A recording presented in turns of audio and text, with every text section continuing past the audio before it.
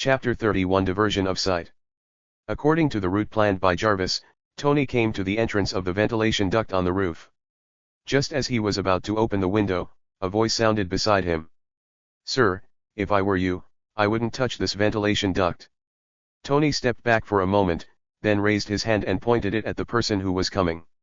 At the same time, a faint light ashed in the palm of his hand, and the palm cannon was ready to at any time. The newcomer quickly emerged from the darkness. The other person was a young boy wearing a black short-sleeved shirt, with black hair and yellow eyes. But what the hell is this blue skin? And it even has a tail. At this time, the other party lowered his head and looked a little shy. When Tony saw the person coming, he did not let down his guard at all. "Who are you?" "My name is Kurt Wagner, sir." "Kurt? Are you a devil?" Seeing that the opponent's tail had a hook, Tony couldn't help but think of the legendary devil. Kurt looked up at the other person in confusion. "Sir, aren't you a mutant too?" Because Tony has never said "I am Iron Man" in public, he is not that famous yet. At this time, Kurt regarded the opponent's armor as some kind of transformation of the mutant. "Me? A mutant? How could you have such thoughts?" Tony looked at the other person and suddenly realized what was going on. "This is my battle armor. It's high-tech, Blue Devil. Do you know what high-tech is?" Hearing this, Kurt took a few steps back and lowered his head again. "I see, I'm terribly sorry, sir. By the way, my nickname is Nightwalker, not Blue Devil. Nightcrawler, my name is Tony Stark." After saying this, Tony waited for the other person's look of shock, surprise, or even admiration. But after waiting for a while, the other party just nodded and fell silent. "Well, this guy definitely doesn't know who he is." With this pride, he continued, "What are you doing here? Why don't you let me open the ventilation duct?" "Mr. Tony, I'm here to look for my mother. It seems my mother has been captured by them. As for why I didn't let you open the ventilation duct, it's because I tried it this morning and was caught." Seeing the other person speaking in a weak voice, Tony suddenly felt like bullying him. "Your mother was arrested? Why didn't you go to the police?" There was a moment of silence between the two. "Okay, let me change the question. Since we can't get in through the ventilation duct, how can we get in?" "I just observed for a long time and found that the ventilation ducts and the rooftop door have sensor devices that will be triggered once they are opened. Maybe, windows are the only solution. But the windows of the umbrella building are all closed. If you break the glass, you'll probably be discovered right away." "Yes, but as long as I know the target scene, I can go in." "Can you go in?" "Well, my superpower is blinking." After saying that, Kurt disappeared in front of Tony and then appeared behind him. "Wow, what a cool superpower." Hearing the compliment, Kurt immediately lowered his head shyly. "Well, it's okay. What are we waiting for? Let's act now." "Well, only I can go in." "What? Say it again, kid." "I can go in and open the window." "Okay, let's do it, kid." "Well, my name is Nightwalker, not kid." After a while, Tony held Kurt and Yu to the high-rise window. Then Kurt turned into blue smoke, and when he appeared again, he was already in the UFCE. And Tony smelled a whiff of sulfur. Before he could think about it, he saw the window was opened. Just as Tony entered the UFCE, Jarvis' voice rang in his ears. "Mr. Stark, Sizzle. I've been hacked, Sizzle. I can't help you anymore." "Jarvis? Jarvis?" After calling twice, Tony found that Jarvis did not respond, and he suddenly became anxious. At this time, Kurt tiptoed out of the UFCE. "Mr. Tony, I'm going to go and see my mother. See you next time." After saying that, he disappeared out the door. Seeing this, Tony could only put aside his doubts temporarily and turned around to look around. This is a very ordinary multi-person UFCE, where you can see many desks, computers, etc. You have to go to the general managers or chairmans of CE. But when he walked out of the UFCE, he was a little dumbfounded. The umbrella building was even bigger than his Stark building, and for a moment he had no idea how to get around. If Jarvis were there, he could also scan the surroundings and look for places where important Information might be stored. Now if he is asked to ND it himself, he won't know where to start. After thinking about it, he felt that the higher the position, the higher the OBCE should be. So he took the stairs and started walking up. After a while, he arrived at the top floor and saw a front desk secretary's desk and the chairman's OBCE. After opening the OBCE door, he immediately walked to the computer and took out a USB drive. After turning on the computer, he inserted the USB drive into it. He immediately began to check the data lay on the computer. Soon, his eyes stopped on a report. Umbrella's branch in Sakura Country secretly researched the Bugman Enhancement Project and privately sold the products to the Middle East. The report also contained some blurry pictures of insect people, some ambiguous evidence. However, the evidence only proves that something was sent from the Sakura Country to the Middle East, and it cannot be confirmed that it is the Insect Man enhanced technology.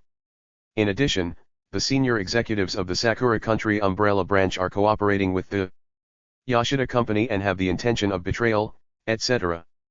Seeing this, Tony immediately understood that it must be the umbrella branch in Sakura Country that had second thoughts and wanted to break away from the headquarters, so they began to conduct research and trade privately.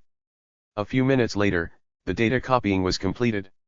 Just when Tony wanted to continue copying other data, he suddenly heard the sound of an elevator outside the door. So he didn't care about anything else, immediately pulled out the USB drive, turned off the computer. Then went to the window, opened it, and disappeared into the horizon. After a while, the OBCE door was opened. Luna walked in. It looks like he's already left. Shaking her head, she closed the window and sent a text message to her boss. Boss, he has left. At the same time, in the underground laboratory, Li Feng looked at Mystique, who was tied to the experimental table, and information about the Sentinels ashed through his mind. If I remember correctly, the Sentinels in X-Men, Days of Future Past were developed using Mystique's genes.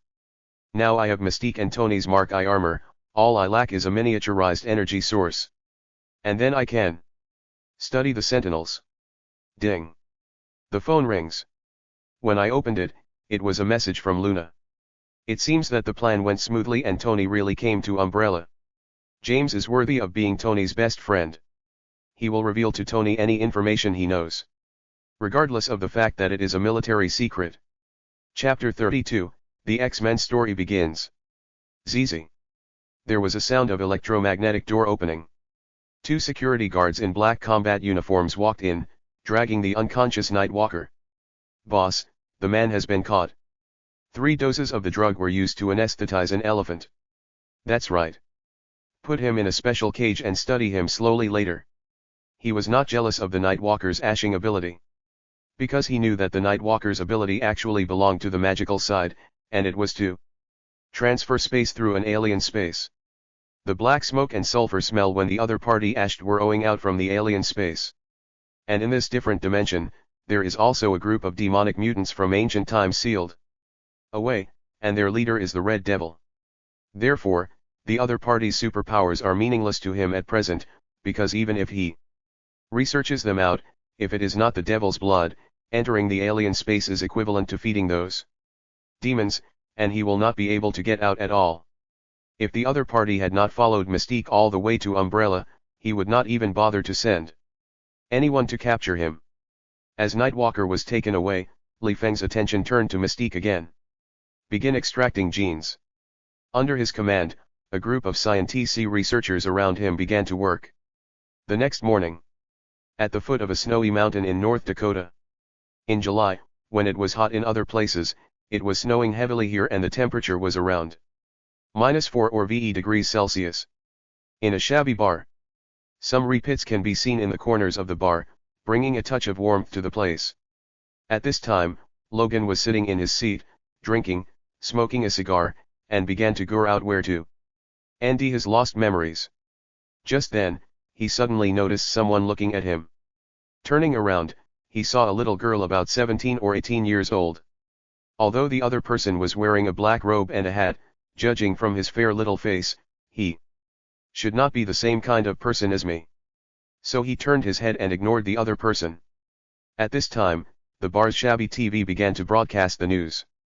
Ellis Island, once the entry point for immigrants to the United States, is once again in the spotlight. Today, 6 days later, the United Nations Summit will be held here, and heads of state from various countries will come to attend. The number of participating countries will be unprecedented. More than 200 heads of state will discuss the economy, arms agreements, and the impact mutants have on the world. Many U.S. lawmakers believe that the top priority is to reach a consensus on mutant management. At this moment, a strong man suddenly came behind him. "I think the money should be given to me." Turning around, Logan found that it was the guy who had just fought with him in a black boxing match. Because he lost his memory and had no other means of making a living, he could only rely on underground boxing to make a living. But what does it mean when the other party asks for your money? At this time, the other party continued, "It is impossible for a normal person to be beaten without any injuries." The meaning was very clear. The other party suspected that he was a mutant and threatened him with the secret of being a mutant. Logan felt bored by this, so he turned around and ignored the other person. "I don't even know who I am, so it doesn't matter whether I'm a mutant or not." Seeing that Logan ignored him, the other party moved closer and whispered, "I know who you are. If you don't want me to tell you." Before he could finish, Logan said coldly, "If you continue to pester me, you will lose more than just money." Hearing this, the man immediately pulled out the dagger from his waist and stabbed. The girl who had been watching nearby screamed when she saw this. "Careful!" Logan turned around and suppressed the opponent with one hand, pressing him against the wall, while 3 iron claws extended from the ST of his other hand. Seeing this, other guests in the bar immediately noticed this place. At this moment, the owner of the tavern appeared from behind with a shotgun and pointed it at the back of Logan's head. "Monster, get out of my tavern." From this we can see that ordinary people in this world are still very resistant to mutants. Feeling that his life was threatened, Logan was LED with anger. The next second, he turned quickly, cut the shotgun in half with his iron claws, and pointed it at the tavern owner. Whoosh! At this time, Logan's eyes were slightly red and he was LED with murderous intent. But after a while, he slowly calmed down, put away the iron claws in his hand, picked up his backpack, and walked out of the tavern. Seeing this, the little girl next to them hesitated for a while and then followed. Logan came outside the tavern with a cigar hanging from his mouth and immediately felt a chill. Even with his strong physique and super recovery ability, he still couldn't withstand the ice and snow outside. Soon, he returned to his RV, started the engine, and then looked at his ST, falling into deep thought. He didn't know what happened to him because he had completely lost all his memories. He only knew that 3 iron claws could pop out from his ST, and that his recovery ability was also extraordinary. After a while, he drove away. It was daybreak at this time, and it was obviously almost night. There was snow and dry trees all along the way. After driving for an unknown amount of time, he felt the urge to urinate, so he stopped the car and prepared to go to the RV at the back to relieve himself. When he came to the back of the RV, he suddenly heard some noise coming from the trailer cargo box behind the RV. So he pulled aside the covering canvas and saw a girl. "It was the one I saw in the bar just now. The other party just reminded me to be careful, so he is a good person, I guess." "What are you doing here?" The girl stood up and looked at Logan apologetically. "Excuse me, I needed a ride and I thought you would help me." "Go away." Logan was impatient. Having lost his memory, he doesn't want to have too much contact with other people. "Where do you want me to go?" The girl said this as she climbed down from the cargo box. Ever since she discovered that she could absorb other people's energy, she has been treated as a monster by her classmates and family. So she left that home and wandered outside with no XED place to live. "Now I nearly found someone who is also an alien, or a mutant, and I thought we could form a companion. It seems that I am overthinking it." "You don't know or don't care." Logan looked impatient. After seeing the girl get off the cargo box, she walked towards the car. "I saved you." No. With his skills and recovery ability, the situation just now could not have been dangerous at all. After getting in the car, he drove away. But after driving about 10 meters, he stopped again. Looking at the helpless girl behind, the kindness in my heart nearly prevailed. When the girl saw the car stop, she was excited and immediately picked up her bag and ran over. Chapter 33 Beyond the Plot. A motorhome was driving on a snowy, deserted road. After a while, the girl touched her belly. "Have you anything to eat?" Logan didn't answer, but took out a loaf of bread from the locker next to him.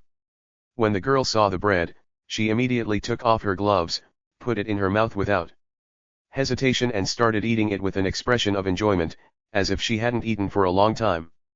This immediately made Logan, who was driving next to him, look at him with pity.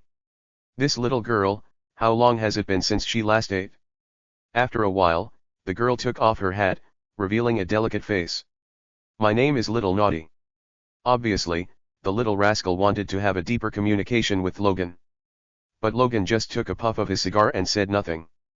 The outgoing little rascal saw the tag on the other person's neck. "It says Wolverine on it. Have you ever been a soldier?" Seeing that Logan still didn't answer, Little Naughty continued, "Doesn't that badge prove that you were a soldier?" The withdrawn Wolverine put away the tag around his neck and remained silent. At this time, Logan was a little impatient with this nagging little rascal. But the little rascal kept talking. After a while, Logan found that the other party was not so annoying, so he started chatting with him. And even introduced himself to each other. Logan also knows the real name of the little rascal, which is Anna Marie. Just when the two were chatting happily, a big tree suddenly fell down in front of them. They were chatting and didn't pay attention to Logan in front of them. They didn't have time to react. And were instantly broken through the window and out. It was about 10 meters away from the target. The little rascal, who was wearing a seat belt, was still in the car, but he was also feeling uncomfortable. After a while, the little rascal Nally came to his senses and looked around. She saw a windshield with a big hole in it, and Logan lying on the ground in front of her, his life or death unknown. So she quickly tried to unbuckle her seat belt and wanted to go over to check on Logan. But after trying a few times, she found that the seat belt was stuck tightly and she couldn't move it with her strength. At this time, Logan in front slowly crawled up, and the huge wound on his forehead recovered quickly. In just a few seconds, the wound healed completely. This is Logan's superpower, the self-healing factor. This scene stunned the little naughty boy. She originally thought that the other party's superpower was Steel Claws, but she didn't expect that he also had super recovery ability. "Are you okay? Are you alright?" After hearing Logan's question, the little rascal came back to his senses. "I'm stuck." At this moment, she suddenly smelled a burning smell and discovered that the gasoline in the RV had leaked and caught re.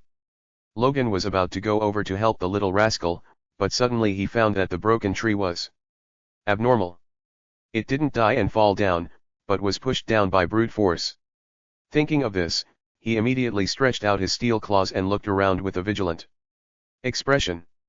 At the same time, the sensitive nose began to smell the source of the dangerous smell. The saber-toothed tiger hiding in the bushes saw that Logan was already alert and knew that his ambush plan had failed. Originally, he was planning to wait for Logan to open the door and then attack him from behind. The next second, he saw Logan turn around and look at him, and immediately knew that the other party had discovered him, so he immediately pounced over from the bushes. Roar! Boom! Logan was immediately knocked away and even broke a tree with a diameter of more than 20 centimeters. The saber-toothed tiger picked up the broken tree trunk, and before Logan could come to his senses, he smashed it. Bang! There was another loud bang, and Logan was knocked ying and fell onto the hood of the RV. The huge force even knocked him unconscious, and the steel claws in his ST were retracted. The little rascal in the car saw Logan faint and became anxious. He turned his head to look at the growing Ames behind him and pulled the seat belt hard. But with her strength, she couldn't move the stuck seat belt at all. Looking at the saber-toothed tiger getting closer and closer, she was so anxious that tears were about to out. Just then, a blizzard hit, and the saber-toothed tiger was unable to move forward. At this time, two people wearing leather jackets and leather pants appeared behind the saber-toothed tiger. It was Scott with red sunglasses and Aurora with long silver hair. At this time, Ororo's eyes turned white and a breeze swirled around her body. This is one of her superpowers, controlling the storm. After a while, Scott saw that the saber-toothed tiger was still holding on, so he put his hand to his ear and controlled the switch in the red sunglasses. ZZ. A red light shot out. This is exactly his superpower, which allows him to shoot red blasts from his eyes. Sensing the danger, the saber-toothed tiger immediately jumped and avoided the red shock wave. Bang! Bang! Just then, bursts of low gunshots rang out. The saber-toothed tiger instantly felt a huge impact and severe pain. Soon, he was lying on the ground. Roar! Roars of pain continued, and soon he found that his left arm had disappeared, leaving only a bloody shoulder. The shot just now directly broke his arm. No, not only his arm was broken, but also one of his legs was broken, so he couldn't even get up. However, soon, granulation tissue began to grow slowly at the broken wounds, trying to restore his missing arms and thighs. Sabretooth has the same self-healing ability and immortality as Wolverine, and is superior to Wolverine in strength, speed, and perception. Compared to Sabretooth's self-healing ability, Scott and Ororo were much more unlucky. I saw that they also had a broken arm and a broken leg, but they were lying on the ground screaming. Ah! The next second, a group of people suddenly appeared around. They were wearing white snow camouflage uniforms, holding a uniquely shaped RIE in their hands, and slowly walked over. As he walked over, he looked at the three people warily, as if he was afraid that the disabled men might be able to stand up and resist. Number 7, Number 9, use the tranquilizer gun. Yes. These people were very well trained.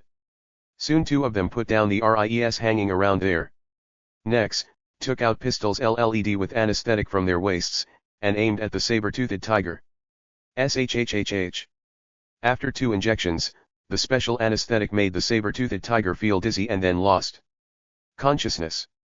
But even if he lost consciousness, his body's self-healing factors continued to repair his body. Just as everyone approached Scott, Scott used his intact left hand to directly pull off his glasses, and an extremely strong red shockwave shot out. Rumble! The nearby trees were instantly cut in half, and even the nearby snow-capped mountains were swept away. A violent explosion occurred immediately, followed by an avalanche. Several soldiers nearby were also blown away by the shockwave. However, this red shockwave that seemed to be able to destroy the world did not tear them apart. They quickly climbed up from the ground, enduring the severe pain, and rolled to the side to avoid secondary injuries. Clearly, none of these people are ordinary people. Chapter 34, Mutant Tragedy. Seeing that Scott was still able to resist, the captain pulled the trigger without hesitation. Da-da-da. The specially made gun ashed a blue light for an instant, and then emitted a low gunshot. Dozens of bullets were red at 10 times the speed of sound and instantly hit Scott's head. The next moment, Scott's head was like a watermelon, with red and white splashing everywhere. At the same time, the red shockwave also disappeared. Then, the other 2 team members immediately gave Ororo an anesthetic and then carefully went over to tie him up. At this time, a soldier came to the RV, opened the door and rescued the trapped little rascal. Even when he was taken onto the helicopter, the little rascal still had a dazed look on his face and hadn't reacted to this sudden change. Seeing that the mission was going smoothly, the captain sent a message. Boss, Alpha Team has completed its mission. In Tony's villa in New York. Tony threw the USB drive with the copied lay aside. At this moment, he was constantly checking the code in front of the computer, looking anxious and uneasy. Jarvis, what happened to you? Please don't be in any trouble. Since entering the Umbrella building last night, Jarvis said that it was hacked and there has been no news since. He checked the server where Jarvis was stored, but found nothing unusual except for the sudden massive amount of data access last night. This is the biggest problem. If there is no problem but there is a problem, it means that he has not found the problem. And this question may be beyond his understanding. Da-da-da. At this moment, the sound of high heels sounded behind him. Tony, did you see the message just now? Tony asked without turning his head. What news? The Sakura Nation announced that Umbrella may have violated regulations in the sale of drugs and is Launching a joint investigation. After saying this, Pepper showed a hint of excitement and excitement. It's a pity that Umbrella is not listed, otherwise I would have used all my private money to buy it out. When she said this, she showed a hint of regret. After a while, she still didn't hear Tony's answer, so she came to him. What are you doing?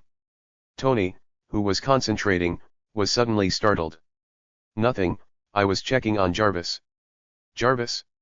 By the way, I don't think I heard his voice this morning. What happened? It's been hacked. If all else fails, we can only let Jarvis restore the original settings, but the data from this period will be lost. So, what did you say just now? After hearing Pepper repeat it, Tony made up his mind. I'm going to Tokyo. Looks like I have to restart Jarvis. The Mark V project is also about to begin. Night. On an unnamed island in Lake Ontario. Eric at the Brotherhood headquarters sat on a chair in his office, playing with a dozen small iron balls. In his hands out of boredom. These thumb-sized iron balls were suspended in his palms, constantly rotating, changing their order and even shape. His brows were tightly furrowed, and it was obvious that he was not as calm as he appeared. Strange, why is there no news about Rowan? I also want to rehabilitate Counselor Kelly and make him my own. Dong dong. There was a knock on the door. Please come in. As the door opened, a white man who was almost spherical walked in. The other person was nearly 2 meters tall and had a big belly. His limbs in front of his belly looked like a ball with 4 branches missing. Bang. Bang. Even when the other person walked, Eric seemed to feel the ground shaking. Mr. Magneto, the Toad Man sent a message that Raven is nowhere to be found by Senator Kelly's side. There is not even a trace of news about her. She seems to have disappeared. Can't ND it? How could that be? Did something happen? As for betrayal, he never thought about it. After all, Riven was the elder who founded the Brotherhood with him, and it was impossible for her to betray him. After thinking for a while, he said, Meatball, let the Toad Man come back. Yes. After receiving the order, Meatball walked away with a bang, bang pace. In the Principles of CE at Xavier's School for Gifted Youngsters in suburban Westchester, New York. Charles sat in a wheelchair, looking at the night outside the window, his brows also furrowed. Why haven't Aurora and Scott come back yet? The red-haired beauty who was pushing the wheelchair also shook her head when she heard this. I don't know, maybe he was delayed by something. They haven't replied yet. No.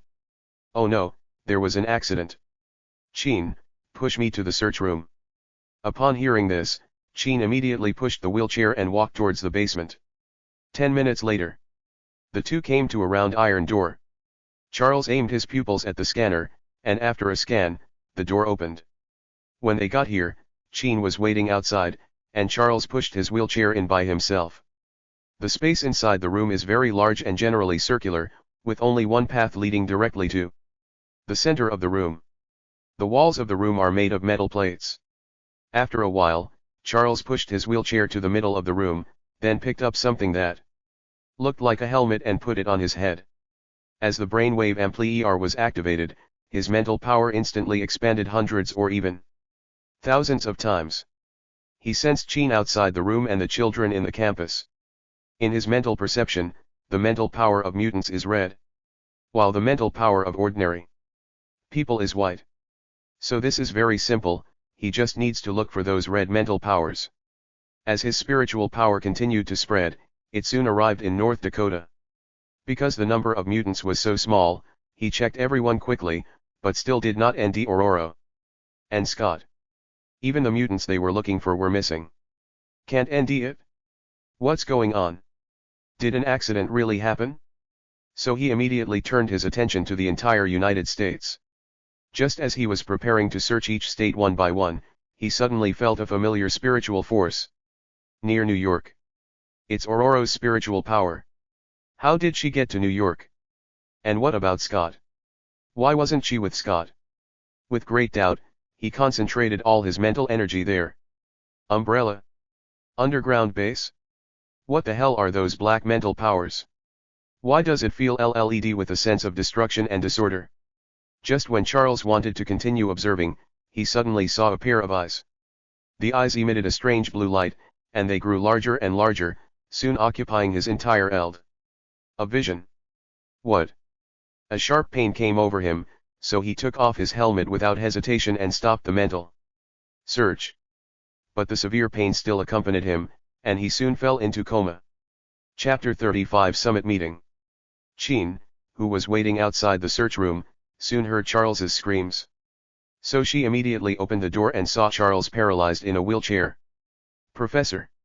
What's wrong with you?" Anxious Jean came to the wheelchair, looked at Charles who had no reaction at all, and hurriedly pushed the wheelchair to the medical room. After some examination, she found that there was nothing wrong with Charles's body. This shows that there is a mental problem. As for mental problems, she was helpless. After all, with current human technology, we have not developed any drugs that can heal mental trauma, otherwise we would be helpless against vegetative patients. "Professor, what on earth happened to you? It actually hurt you." There is a rough hierarchy of strength among mutants. Level 1 is Epsilon, Level 2 is Delta, Level 3 is Gamma, Level 4 is Beta, Level 5 is Alpha, and the highest level is Omega, which represents infinite possibilities. And Charles is Danette as an Alpha-level strongman. Even an Alpha-level warrior couldn't be injured so badly. She really couldn't imagine what the professor had encountered. And where are Scott and Aurora? In New York, in the underground base of the Umbrella Building. Li Fen withdrew his mental power and turned to look at the three people in the laboratory. Sabretooth, Wolverine, and Rogue. At this time, the saber-toothed tiger's arms and thighs had grown back. In order to study the black light virus, one must have the self-healing and absorption X genes, and the three people in front of him just met this condition. "Is anyone there? Where is this place? Why are you arresting me?" The little rascal in the cell gradually woke up from the effects of anesthesia. Looking at the scene around her, she was suddenly LLED with fear. There was a white wall all around her, and on her left and right lay Logan and the man who had just attacked her, both of them tightly handcuffed. But she soon discovered that she was not handcuffed. This immediately made her feel confused.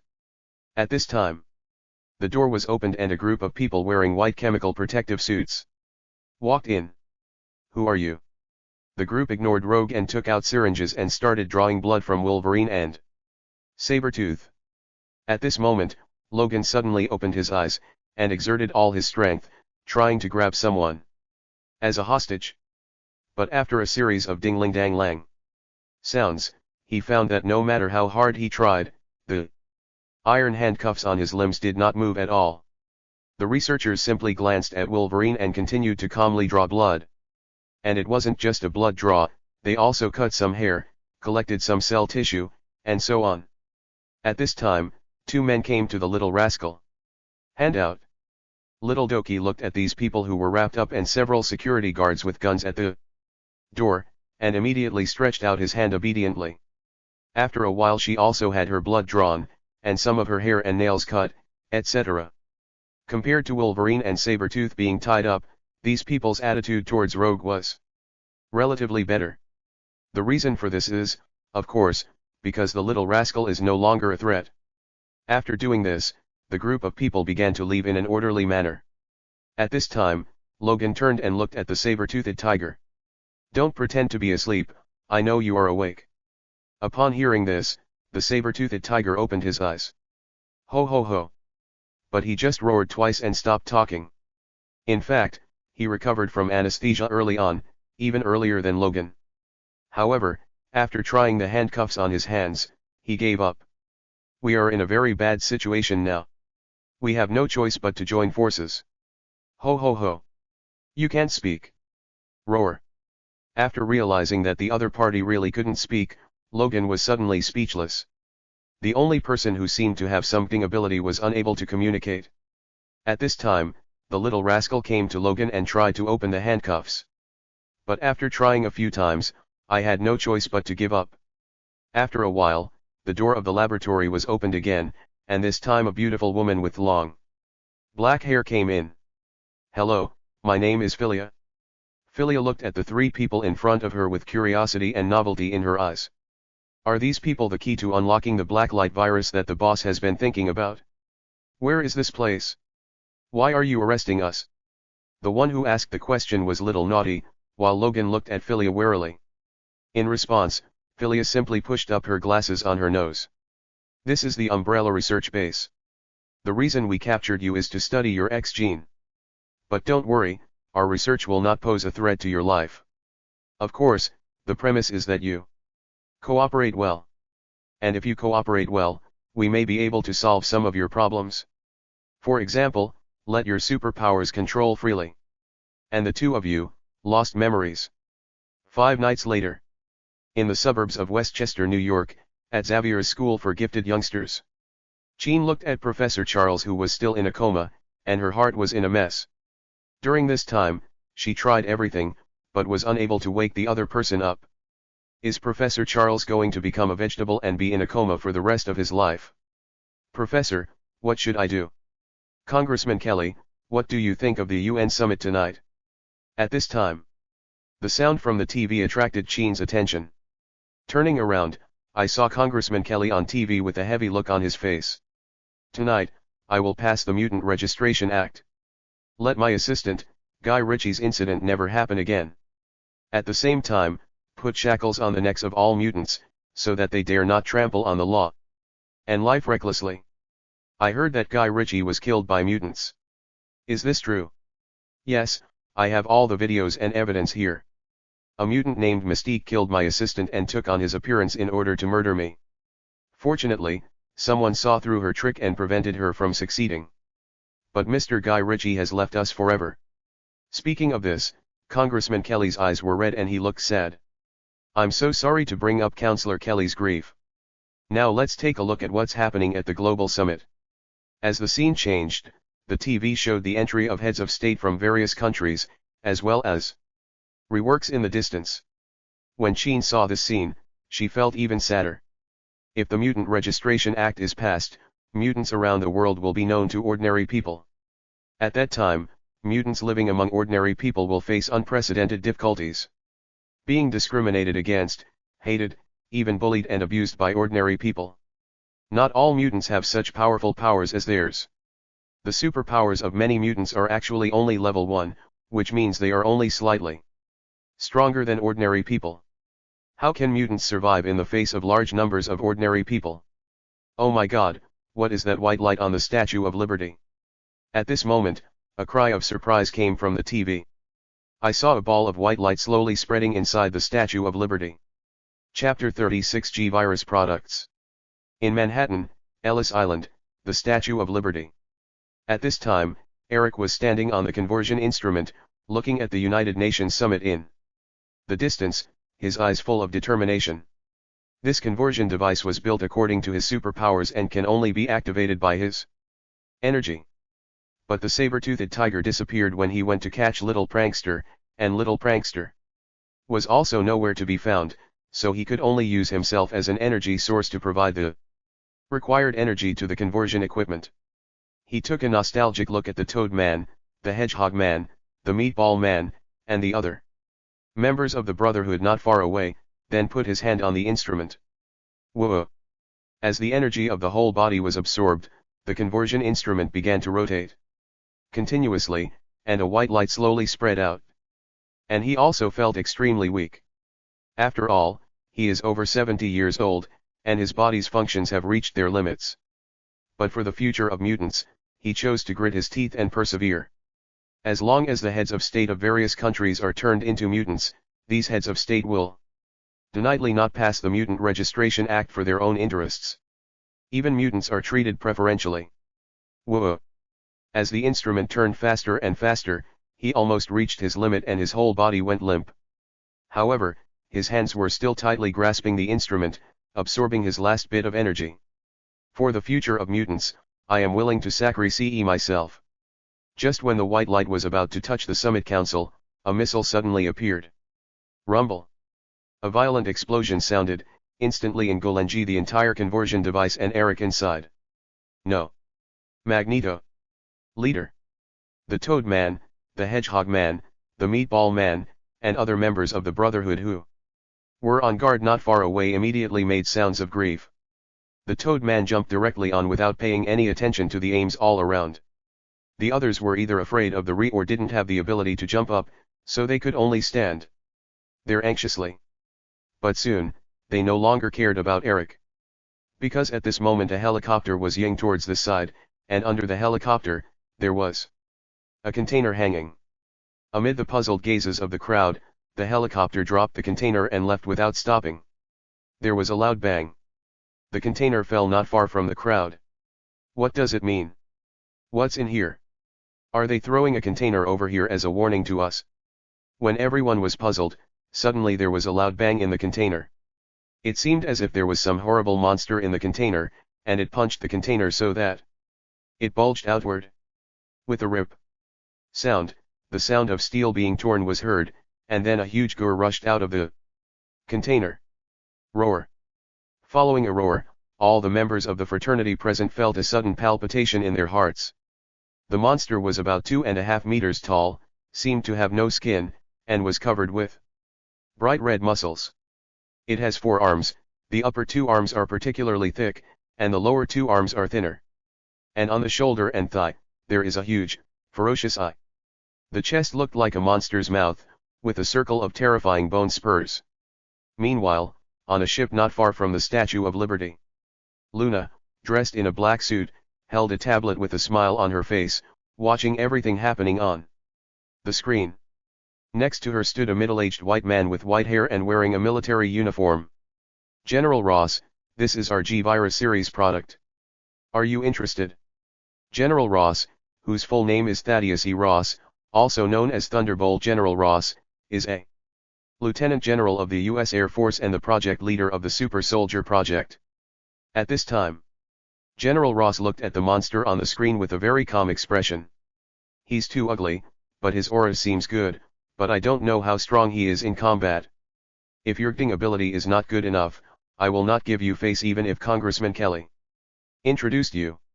To be honest, if he hadn't seen the Hulk show his power and crush a mountain, he would definitely be interested in the monster in front of him. But after seeing the power of the Hulk, I feel that this so-called G-Virus product is just average. And recently there happened to be news about Dr. Banner's whereabouts.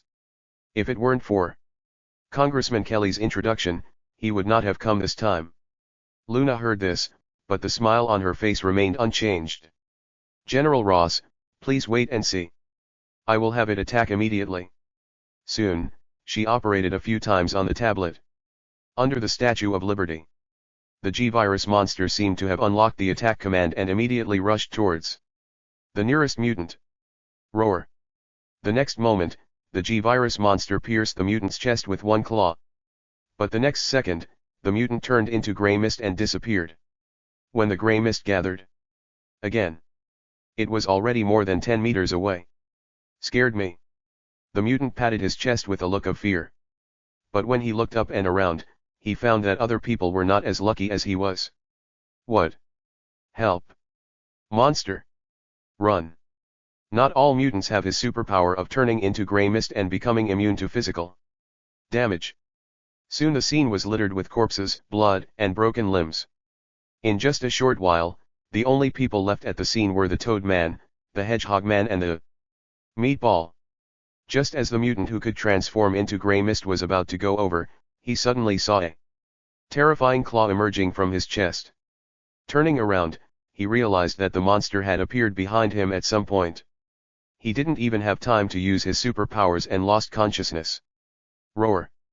After tearing the mutant in its hand to pieces, the G-Virus monster looked at the remaining 3 people. Upon seeing this, the Hedgehog Man took a few steps back, but then took another condensed step forward. He is a Gamma-level mutant. In addition to being able to grow spikes all over his body, he also has strength and speed far beyond that of ordinary people.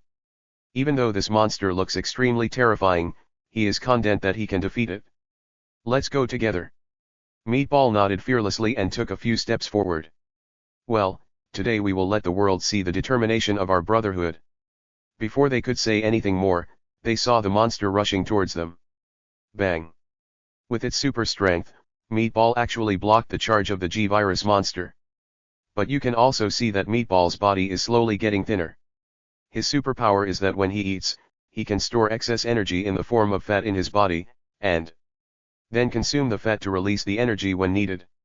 Seeing this, the Hedgehog Man immediately grew sharp spines of 20 to 30 centimeters in his hands and then pounced out. Puff! The spikes shot at the G-Virus monster, but only pierced the skin. They were immediately blocked by the G-Virus monster's muscles and could not penetrate any deeper. The next second, the two claws below the G-Virus monster immediately pierced into the Meatball's body and knocked the Hedgehog Man away. Chapter 37, The End of X-Men. Looking at the bloody hole on his chest, Meatball felt a sharp pain. Dying. Although energy storage can help speed up recovery from injuries, it is not a recovery type superpower after all, and it does not have much effect on such fatal wounds. But I can't fall down yet. Toadman is still looking for Magneto up there. If he falls, even if Toadman and DS Magneto, he will definitely be attacked. Thinking of this, he ignored the pain in his body and immediately let out a roar. What?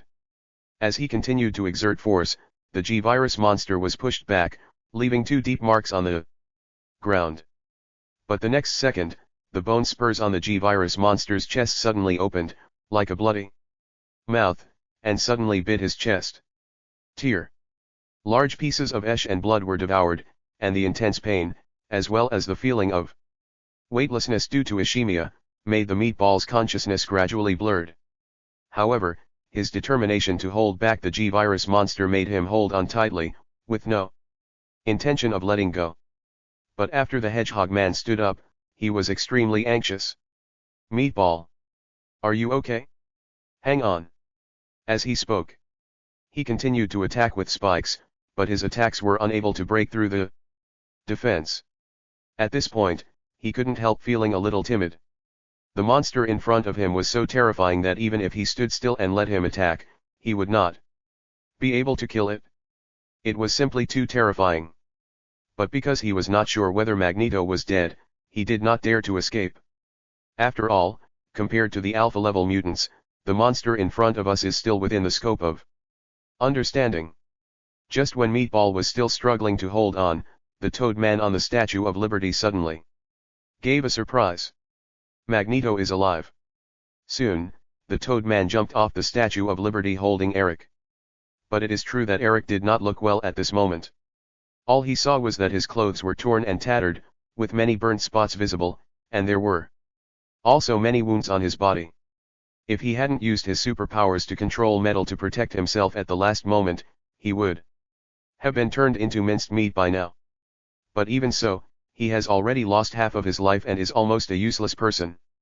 After seeing the tragic situation around him, Eric was even more heartbroken. These mutants are the subordinates he has been working so hard to end over the years. I didn't expect that everything would be ruined in just a short while. However, facing the G-Virus monster, he was powerless at this moment. When Meatball saw that Magneto was still alive, he was immediately delighted. You guys leave quickly. Without waiting for anyone to react, the G-Virus monster roared and stopped retreating. Roar. Meatball has become very thin at this time. Then the G-Virus monster exerted force, and with a rip sound, it tore the Meatball into two halves. Seeing this, the Hedgehog Man immediately ran to Eric. Boss, let's run. Run? Can we run away? Having said that, Eric looked around. It turned out that at some point, a large number of soldiers had appeared around Ellis Island. Obviously, they were completely surrounded. Roar. After roaring twice, the G-Virus monster did not continue to attack, but stayed where it was. General Ross had already gotten off the ship, followed by Luna holding the control panel. Cuff them all. Following General Ross's order, several soldiers immediately came out, took out gene inhibitors and handcuffs and walked towards Magneto and others. In this regard, Magneto and others naturally had no idea of resisting, but were taken away with deathly pale faces. Seeing that things ended perfectly, General Ross Nally smiled, then turned to look at the G-Virus monster not far away. Your G-Virus product is pretty good. 1 million meters per knife. Give me 100. Hearing this, the smile on Luna's face paused. Haha. General Ross really loves to joke, 1 million me knives, I can't even recover the cost. Our company even sells G-virus medicine for 10 million per dose, not to mention the niched product. Before she could niche, General Ross raised his hand to interrupt her. 2 million me knife, don't go through the purchasing department, just sell it to me directly. Hearing this, Luna's expression remained unchanged, but she began to calculate in her mind. In fact, the cost of the G-virus is not much, just a few dollars. The only thing that is expensive is probably the nutrient solution used to infuse the experimental subjects. But even so, the total cost is only about $1,000. In fact, most of the proceeds from the $10 million worth of products she sold in the past were kickbacks. This is also the national condition of the United States. For example, the wife of a certain colonel was arranged to work at Umbrella, and every time a deal was reached, a computer containing important data in the company would break down and be repaired by the colonel's wife. So in order to thank the colonel's wife for saving the company's important data, she will be rewarded with several $1 million. It still pays taxes, which is completely legal and compliant, but it just doesn't make sense. Do you think the American upscales don't know? No, not only do the US upscales know about it, but the media also hypes it up, saying how democratic the United States is and how good it is to the working class, and that everyone should come to the United States. Then there really were a large number of people who didn't know the truth and went to the United States, thinking that the air in the United States was sweet. General Ross, we have had some problems recently at our Umbrella branch in Sakura Country. Hearing this, General Ross waved his hand. Don't worry, I will talk to the person in charge over there and ask the people of Sakura Country to cooperate with you. The tone and attitude were as if he was talking about his own servant, full of contempt and disdain. In response, Luna immediately gave a sincere smile. Then we will cooperate happily. Haha, happy to cooperate. The next morning, in Tony's villa on the New York seaside, Tony opened his sleepy eyes, then stood up and prepared to go to the underground laboratory to check his Mark V armor. Pepper, who was sleeping next to them, was also woken up by the noise and looked grumpy. Tony, our funds are not so abundant recently, so be careful with your toys. Mark armor is made of a special titanium alloy, 1 gram of which is worth FTY knives on the market, almost equivalent to gold.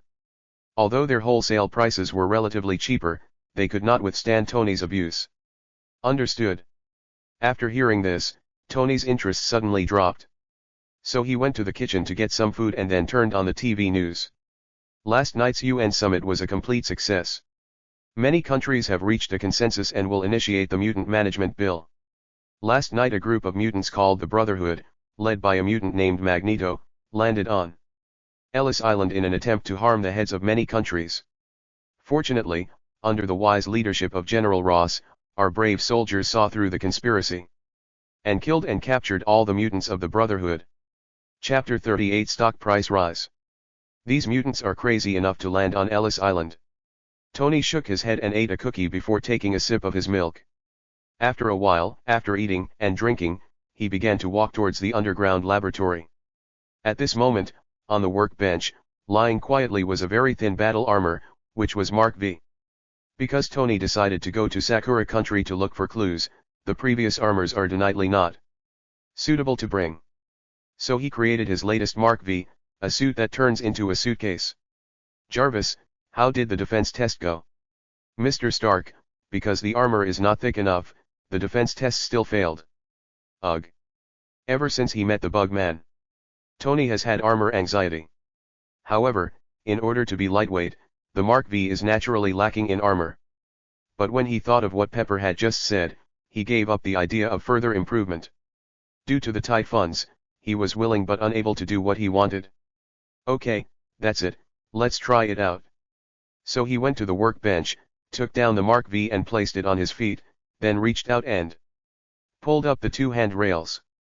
With a series of ding-dong sounds, Mark V slowly opened, and then started from his feet, slowly covering his body.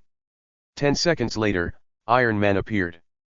But compared to the previous golden and red armor, the Mark V is red and white, and the armor looks A little thinner and not as ostentatious. Okay, it looks like we can set off now. Jarvis, book me an international flight.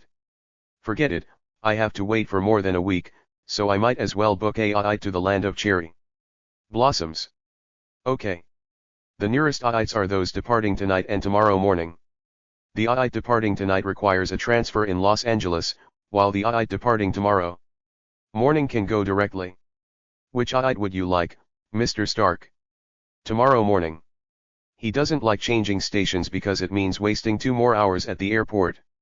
I don't know how much time had passed, but just when Tony put away the Mark V, the door of the laboratory was opened. Tony, there's big news, come out and read the news. Looking at Pepper with a serious expression, Tony immediately followed her to the living room. Stark Enterprises arc reactor new energy has passed testing and of-shale approval, and will be of-shale put into use in a week. At that time, electricity rates across New York will be reduced by 0.3 cents.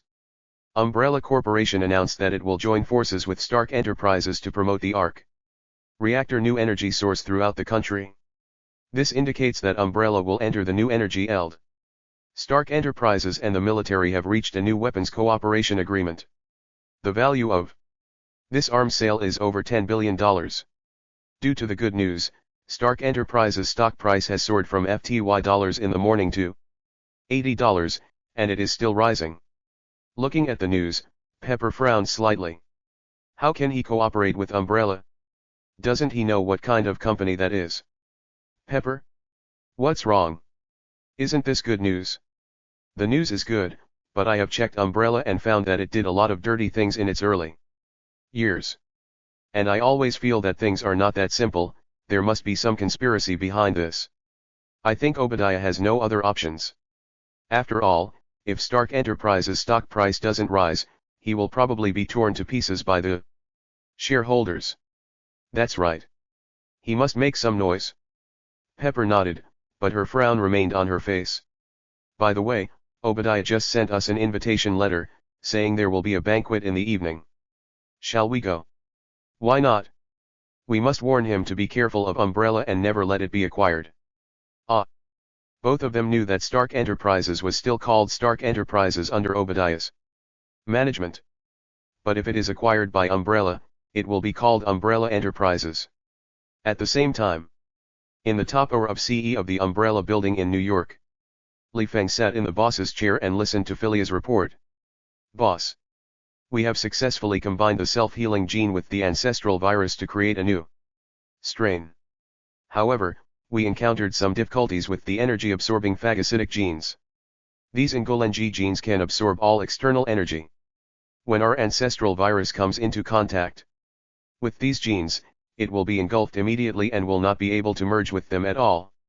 Have you tried to reduce the activity of the phagocytic gene? I've tried it. At RST, nothing will happen when the devouring gene and the progenitor virus come into contact.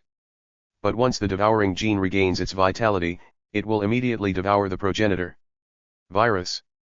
Then cut open the cell membrane, ND the gene of the phagocytic factor, and try to make it bind to the ancestral virus. Yes. After having a new direction, Philia immediately nodded and left the CE. When Luna, who was outside the door, saw Philia coming out, she smiled slightly and then went into the CE. Boss, this is an order from General Ross. Li Feng took the information and took a look at it. The price is so low. General Ross purchased directly, without going through the purchasing department. And they promised to let the top leaders of Sakura country cooperate with us. Yes, not bad. The G-Virus was certainly sold at a low price, but being able to connect with General Ross was something that could not be measured in money. Sometimes a word from the other party can bring huge benefits to Umbrella. As soon as he put the information down, he saw Luna come directly in front of him, bend down, and reveal a large area of scenery. Boss, Obadiah invites you to attend the banquet tonight to celebrate the rise in Stark Enterprises stock price. Because the weather is getting hotter, Luna didn't wear a formal suit today, but a low-cut camisole that exposed her belly button. Smelling the faint fragrance, Li Feng's mouth corners slightly raised. It's time to meet the sucker. After saying this, He looked at the stock price on the computer screen. It has risen to $90. That's good. After a while, we can reap the fruits. In fact, he never thought about taking full control of Stark Enterprises. Because without Tony, Stark Enterprises is just an ordinary arms company, not much different from Hammer Enterprises. To put it bluntly, the weapons that Stark Enterprises can produce can also be produced by Umbrella Corporation, but because there are no supporting industrial facilities, the production cost is a little higher. So from the very beginning, he was just trying to make a quick buck and leave. Instead, Starship Corporation, which is capable of launching satellites, is his most important goal. As long as we have our own satellite in the sky, we can let go of many plans and things. But although Starship Corporation has been losing rockets continuously in recent years, its market value is still not low. If they want to acquire it, they can only draw blood from Stark Enterprises. At this time, Luna sat down in Li Feng's arms, hugging his neck with both hands. By the way, Osborne Enterprises recently launched a drug that can quickly heal wounds, and it is taking over our market. Osborne? I'll deal with him after I've dealt with the Yashida Company in Sakura Country. Chapter 39 Charles visits. At night in New York, the lights are brightly lit. The city looks magnificent under the illumination of tall buildings and numerous car lights on the road. Of course, if you look closely, it won't feel beautiful. Because on the dark streets, homeless people can be seen everywhere, as well as urine and feces, and the stench in the air, which will definitely let you know what it means to only watch from a distance and not look closely. But it's different in the wealthy area of Manhattan. It's clean, tidy, and orderly here. There's not even a homeless person. At this time, in Obadiah's villa, the place is brightly lit, and luxury cars, wealthy people, celebrities, and others appear from time to time. Although it was a private party, due to the sharp rise in stock prices today, many reporters came outside the villa to obtain RST hand information. Squeak. With the sound of brakes, Tony got out of the luxury car holding Pepper's hand. When the reporters around saw Tony and Pepper appear, they immediately came over to take pictures. Mr. Stark, I wonder what you think about the big rise in Stark Enterprises today. Ms. Pepper, I heard that you were kicked out of Stark Enterprises because of your business ability issues. Do you have anything to say about this? Today, Stark Enterprises and Umbrella signed a new energy cooperation agreement for the ARC reactor. What do you think? If facing these reporters in the past, Pepper might have had some patience. But after hearing these tricky questions, she could only put on a cold face, take Tony's hand and leave quickly. Obadiah, who was receiving the distinguished guests, immediately saw the two of them, so after apologizing, he walked over with a glass of wine. Oh, my Tony, I'm so glad you can come. Although the two had grievances, Obadiah was a major shareholder of Stark Enterprises after all, so there was no reason for Obadiah not to invite him. Of course, the main reason was that he wanted to show Tony that under his leadership, Stark Industries was making great strides and was now better than before. In fact, he thought the other party would not come, but he didn't expect that he would come. Tony looked at the elder in front of him, whom he once thought he respected the most, and his feelings were very complicated. Uncle Stanley, please allow me to call you this for the last time. For the sake of Stark Enterprises, please stop. Umbrella is just using you, and they will eventually take over Stark Enterprises. Hearing this, Obadiah smiled slightly, picked up the wine glass and took a sip. Of course I know, but I am not without a backup plan. Tony, just be your young master. Stark Enterprises will move towards a better future under my leadership. After saying this, he walked up to Tony and patted him on the shoulder affectionately, completely different from the man who wanted to kill the other person just half a month ago. This is also the norm in the United States. The family celebrates together in front of others, but stabs each other behind their backs. Just like before, Obadiah's heart was bleeding when Tony returned from the Middle East, but on the surface he still maintained the appearance of a good uncle. Seeing this, Pepper said in a low voice, Obadiah, the harm of Umbrella is far beyond your imagination. It is best not to let Stark Enterprises cooperate with them. Obadiah glanced at Pepper, then turned toward the gate. I saw an ordinary car stop. And then a handsome Asian man and a blonde beauty got out. Of course I know the harm they can do, but don't underestimate me. After saying that, he no longer paid attention to Tony and Pepper, and walked towards Li Feng and Luna, who had just got off the car. Oh my god, Miss Luna is the most beautiful person in the room tonight. It's like an angel fallen to earth. This person must be the chairman of Umbrella, Mr. Li Feng. Luna held Li Feng's arm with one hand and put the other hand in front of her mouth and smiled. Slightly. I think Mr. Obadiah must have cheated on a lot of girls when he was young. I can hardly recognize myself anymore, haha. Li Feng also smiled and stretched out his right hand. Hello, Li Feng. Hello, Obadiah.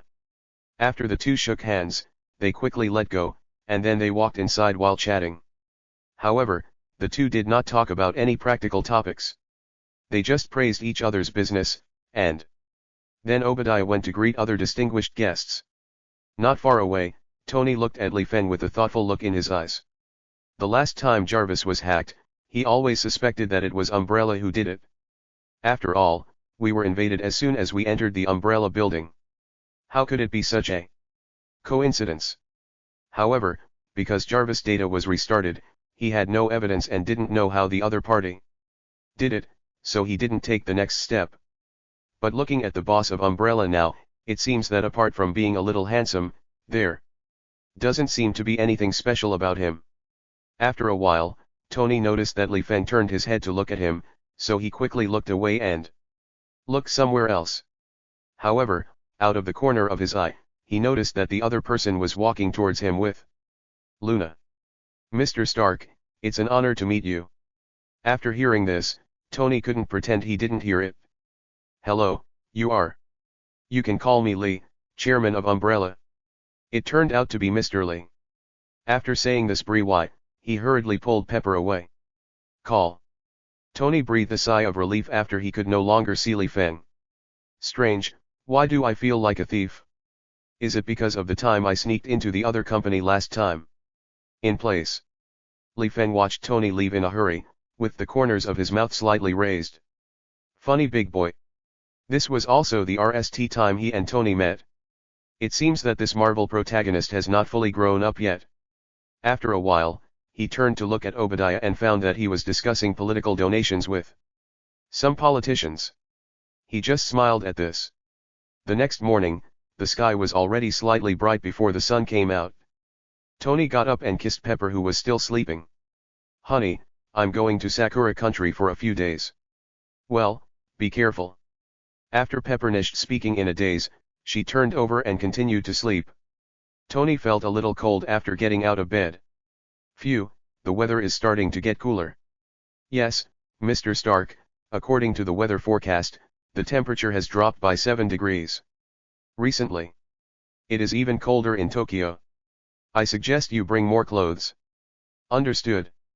I came to the kitchen downstairs, had just finished breakfast, and was picking up the Mark V suitcase, when I heard the doorbell ring.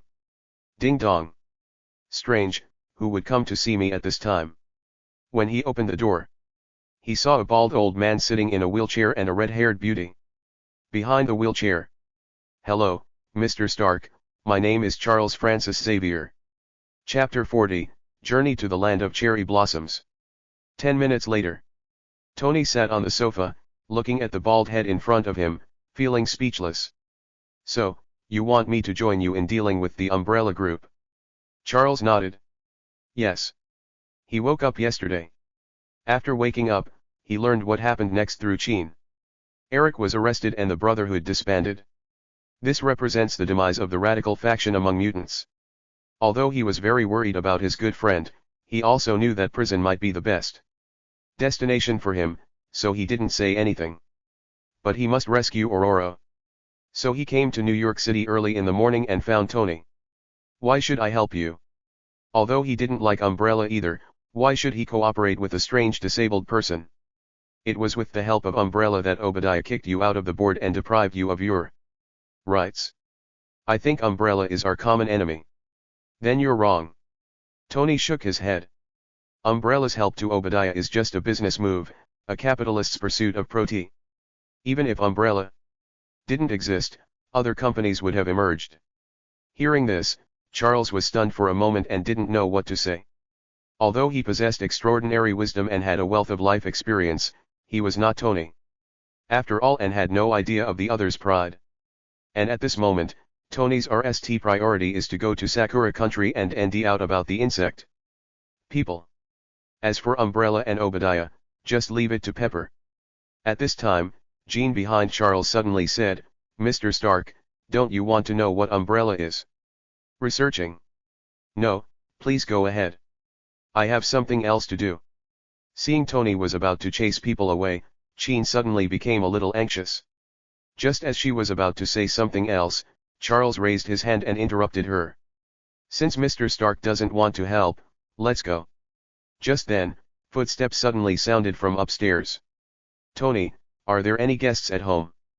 Soon, Pepper came down from upstairs in light blue pajamas. But when she saw Charles, she was stunned for a moment. "Professor Charles, why are you here? Are you here to see me?" "Pepper? Long time no see." After some communication, Tony learned that Charles had been Pepper's mentor at Columbia University. With this kind of friendship, Tony couldn't chase people away anymore. "But as time goes by, I'm afraid if I delay any further, I'll miss the plane." So he could only say goodbye and leave. At the same time, in the land of cherry blossoms, Tokyo. Because of the time difference, it is night here now. Rumble. Suddenly a ash of lightning appeared, illuminating the city, and it also meant that a thunderstorm was about to come. So the pedestrians on the road quickened their pace and hurried home. On a remote street, a man was jogging with official documents in his hand. At this moment, a dark purple tentacle suddenly stretched out from the alley next to it, grabbed the man, and dragged him in. "Nakamura-yuya-kun, where are you going?" Nakamura-yuya, who was thrown to the ground, raised his head in pain and saw the tentacle slowly shrinking and turning into a man's arm. Next to the man stood a bald middle-aged man in his 40s. This immediately scared him. Tanagawa Masanobu-kun, I'm going home after get off work." Tanagawa Masaya took a step forward and gave a ferocious smile. "Really? Then what is that thing in your hand?" As he spoke, he snatched the briefcase from the other person's hand and opened it. Looking at the information in the briefcase, a cold light ashed in his eyes. "These are all confidential documents of our Umbrella, how dare you steal them?" Seeing that the truth was revealed, Nakamura-yuya immediately gave up. "Masanobu Tanagawa, you actually dared to use living people for experiments, you will be punished by God. You will not die well. You will be punished by God." Before he could finish his words, Tanagawa Masanobu's left hand suddenly turned into a dark purple tentacle and grabbed the other person's throat. "If we don't use living people for experiments, how can we obtain data? How can we improve products? I do this for the rise of the great Sakura Empire." With a click, Nakamura-yuya's neck was strangled, his eyes bulged out, his tongue stuck out, and he looked like he died with his eyes open. Rumble. At this moment, a loud thunder sounded in the sky, followed by heavy rain pouring down. "Tidy up." After saying this, Tanagawa Masanobu's arm returned to normal, and then he left the alley in the rain, as if nothing had happened. At this moment, one of his men who was on guard outside came running over. "President, Mr. Shinjin Yashida wants you to come over." Masanobu Tanagawa nodded and wiped the rain off his face. "I'll pack up and be there right away." The next morning, an airplane slowly descends at Tokyo International Airport in Oda Ward, Tokyo. More than half an hour later, Tony walked out of customs holding the metal suitcase. Breathing the fresh air after the rain, he felt refreshed. "Mr. Stark, here." At this time, a beautiful woman in a small suit and a ponytail walked over quickly. The other person was probably in his 20s and about 1.6 meters tall. Although he was from Sakura country, he had fair skin and a cute face. It can be said that if Tony had not consummate his relationship with Pepper, he would definitely NDA way to get her into his bed. "Welcome Mr. Stark, I have arranged the car and hotel, please follow me." Stark Enterprises also has a branch in Sakura country, so before Tony came, he had asked Pepper to book everything for him. Although he was kicked out of the board of directors, he still holds the shares. What's your name? Endo Miku, Mr. Stark, my name is Endo Miku. Because of excitement, Endo Mayun repeated her name twice.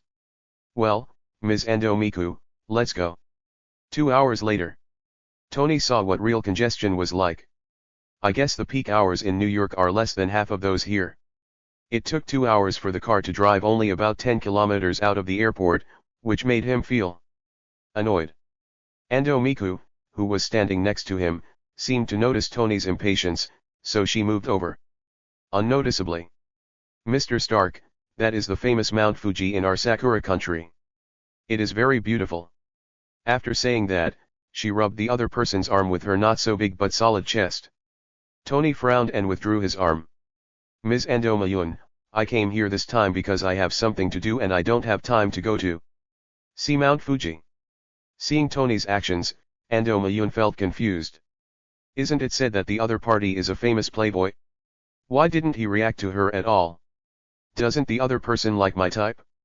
Just when she was about to continue testing, an explosion suddenly sounded in the distance. Boom.